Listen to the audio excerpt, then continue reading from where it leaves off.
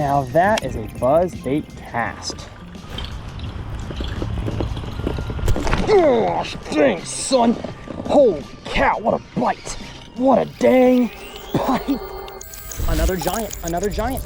Look at that, y'all. I can't believe what I just caught. Yes!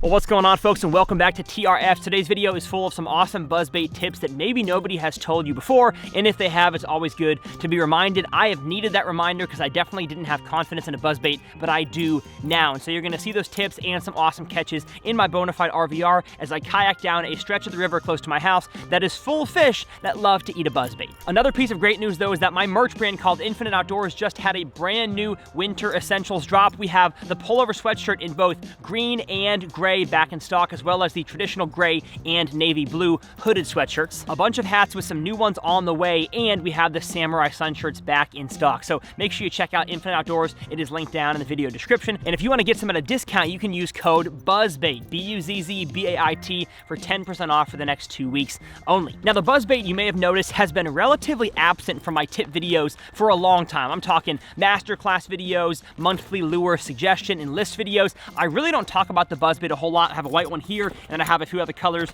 so a baby chartreuse, some black ones in here. And honestly, owning 6 or 7 buzzbaits now, as opposed to maybe 1 or 2 back in the day, has been a huge expansion, and that's what I want to talk about today, why I found a newfound confidence in a buzzbait, especially around locations like I have behind me today. And one thing I think is true about bass fishing is that the phrase, so many options, so little time, really applies, because whether you are a big lake fisherman or a pond fisherman, there are so many lures to choose from, but you can't throw every lure every single time you go on the water, nor would that be effective. It also wouldn't be efficient. And so we all kind of, as anglers, maybe it's cyclical, maybe it's for a lifetime, we discover the lures we like and we throw those over and over and over again until at least they stop working. And for me, a buzzbait was one that I really didn't have much confidence in, and I didn't throw much until I saw Alex Rudd, the YouTuber friend of mine in Tennessee.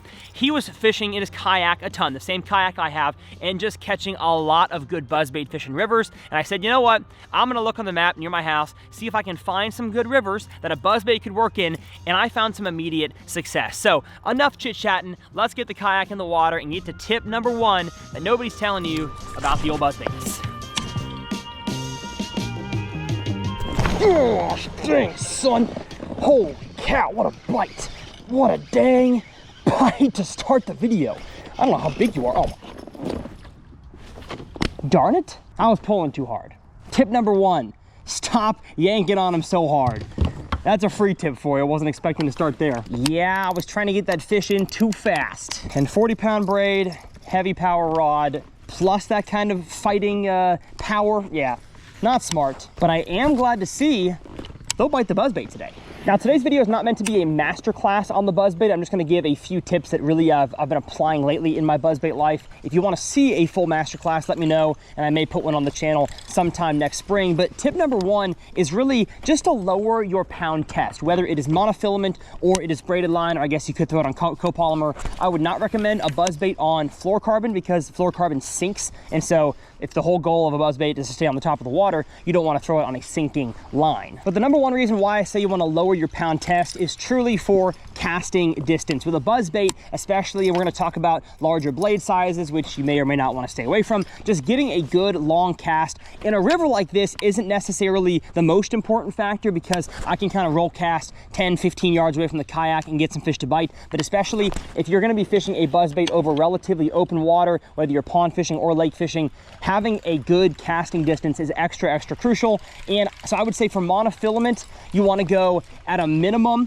12-pound test line, and you're kind of cutting it close there with especially hook sets on the very end of a long cast, getting a good hook set power. But you can go 12-pound, you'll get the best casting distance, and then maybe up to like 17, potentially 20 for your highest range for monofilament. I throw 17 for most of my top waters, especially in rivers like this. I just like the heavier pound test for better hookups. But if you want to get the best hookup ratio, it's usually throwing braided lines. And I would say the lowest you should go is 30. Can you go 20? Yes, you can. Would not recommend it, but I think you could go down to 20-pound line. I would just say somewhere in the 30 to 40 pound.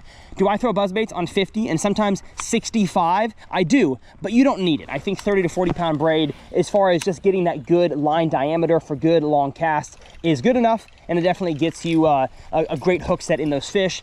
The reason why I say don't go down to 20 is because when you do that, any nick in your line, the smaller diameter braid, it just like exponentially makes the breaking potential worse, and so, or breaking potential bigger. And so I just don't go any smaller than 30-pound braid for my buzzbaits. It still casts plenty far, and it gets a really good hookup ratio and has great knot strength and abrasion resistance. So that's tip one. It is super simple. Just throw a little bit lighter line if you're having trouble getting good casting distance.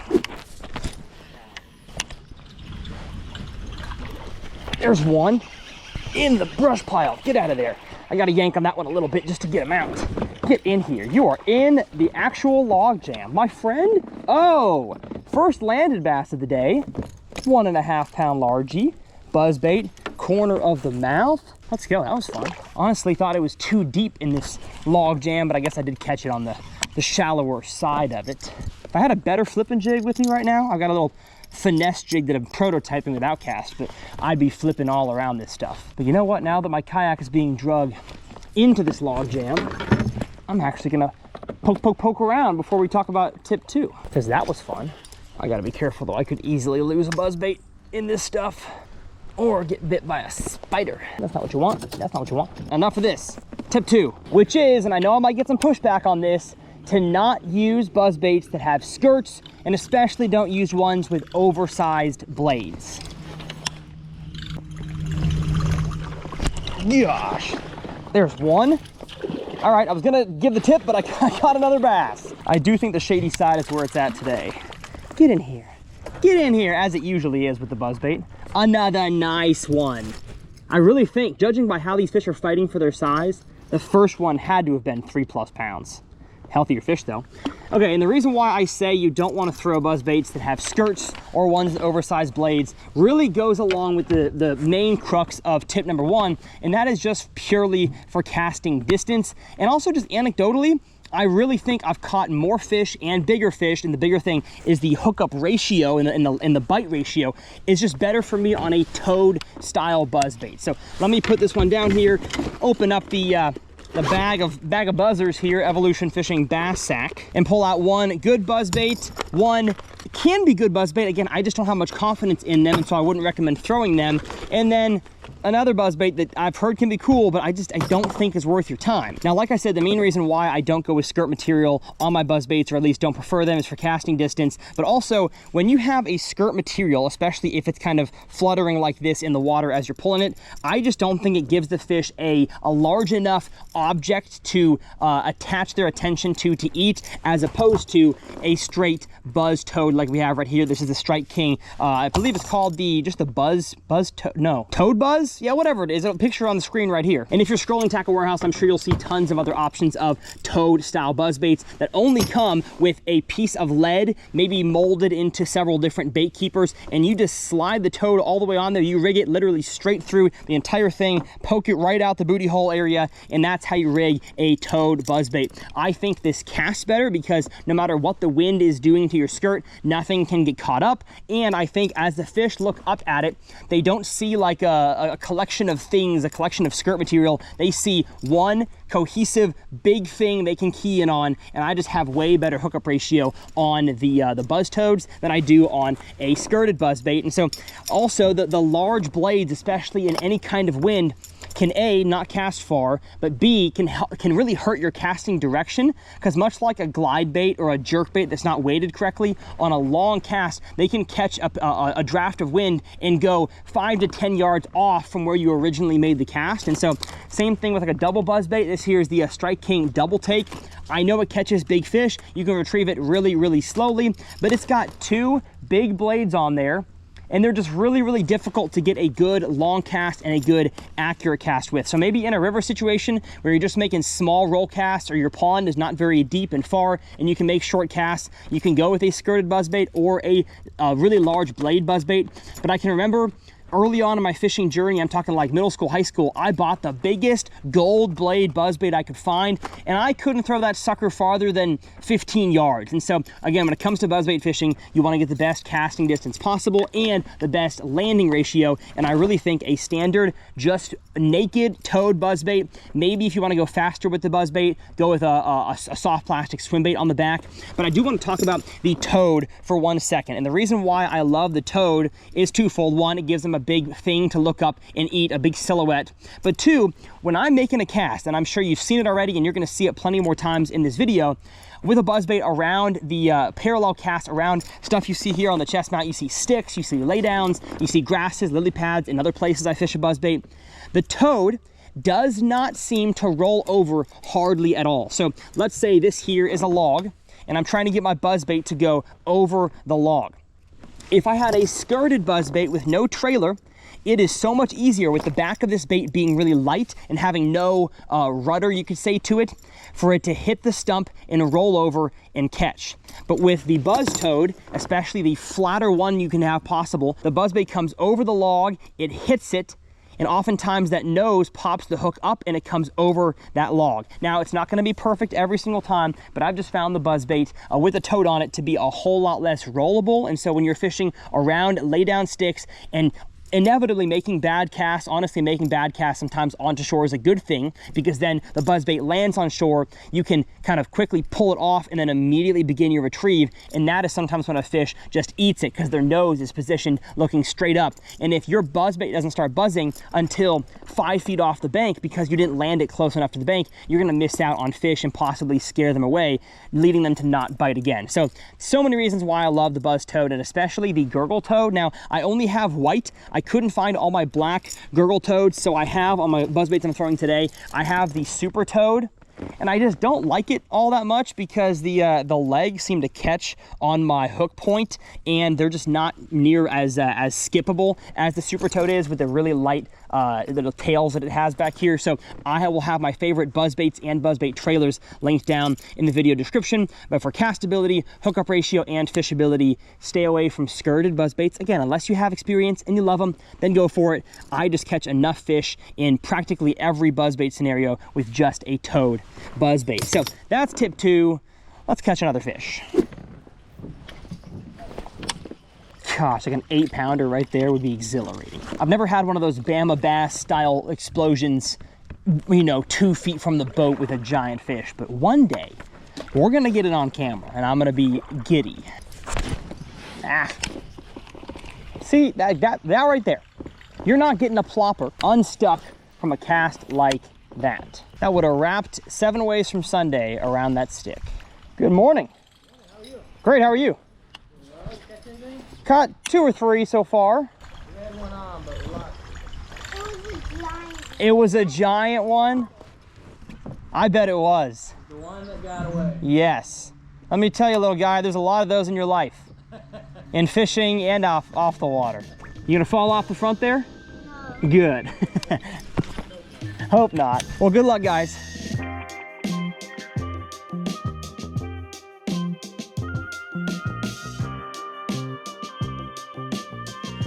At least they're eating it.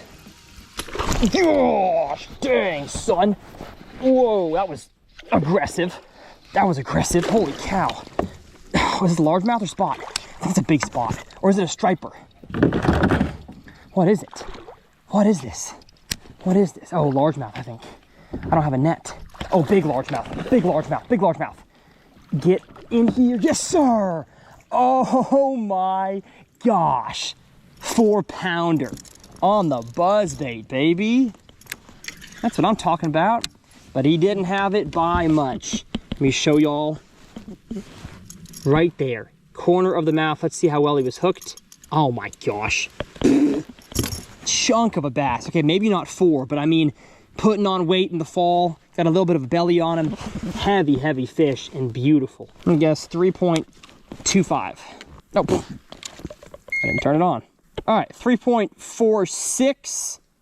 Oh, 3.43. I did, though, clear it with the clip on there. So 3¼ pounder. Just a beautiful river bass on the black buzzbait. Nothing better. Small little locations, not much current. These fish that hardly ever see a lure, and they eat the snot out of it. That's so pretty. All right, girl, see you later. Buzzbait eater. Buzzbait eater. Well, as y'all saw there, the buzzbait bite on this river today absolutely died, so we had to go to a previous day where I caught a nice one on it. But I do want to get to tip number 3 before we at least give this another half an hour, because I feel like there's got to be a big one that wants to bite it somewhere. And that tip is to not fall for marketing. What I mean by that is I see a lot of companies try to talk about all little finesse things that'll get you more bites, little tiny buzz baits like this one right here. I just don't think that's the case. And the other one is something actually that I don't even have in my collection, and that is don't fall for other colors of buzz baits. This here is the Strike King Buzz Minnow in watermelon red. And the reason why, I guess I'll start with the color thing first and talk about the micro buzz baits.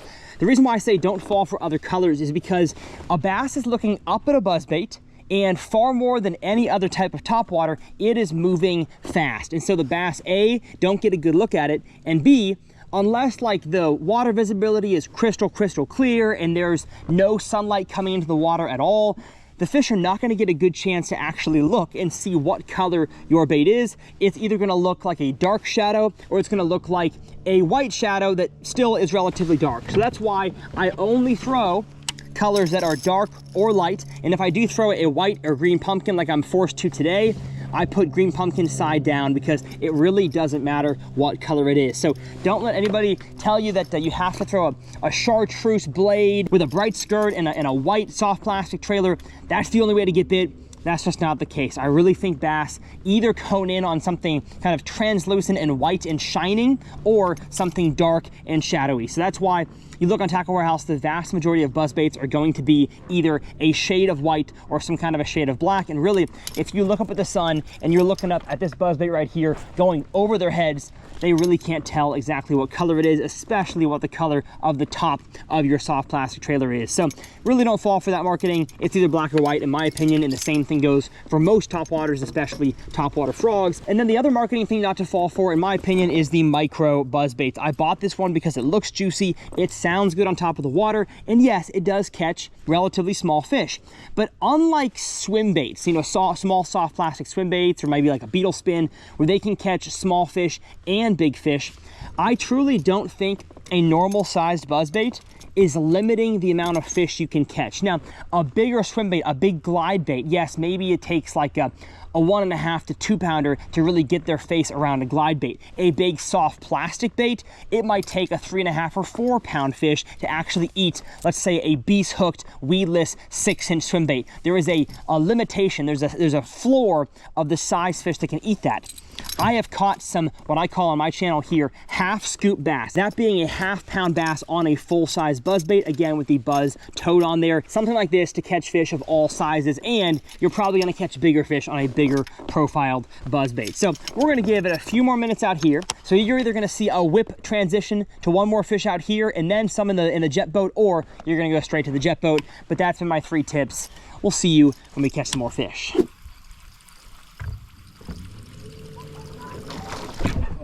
Gosh! Holy cow, that happened.